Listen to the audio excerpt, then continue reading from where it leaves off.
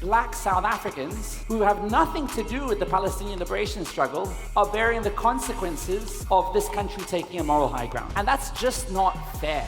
And while they might have the moral high ground, they are ultimately facing the ultimate cost, right? Economically, they are suffering. What are we saying to the rest of the world? We're saying, if you stand up, not just to Israel and America, but if you stand up to the colonizers, this is what's going to happen to you. They're going to make an example of South Africa, so the rest of the world shuts up and says nothing. We have an opportunity to change that. We can invest in South African businesses. We can support South African tourism. We can buy South African products and services. We can hire South African staff. I have a company of 40 staff, and 38 of them are in South Africa. And I'm not doing that because it's the morally correct thing to do.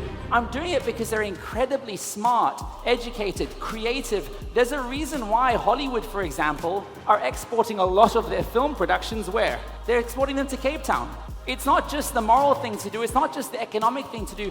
You will find incredible talent in South Africa. And if we do this together, imagine the example that we set. We basically say that taking a moral high ground, like many of the people on the stage have done, will improve your GDP, will improve your financial possibilities. And most importantly, black South Africans who have endured so much for so long and are still largely being held captives by a white minority that control the economy, we can change that together. We can empower black South African businesses.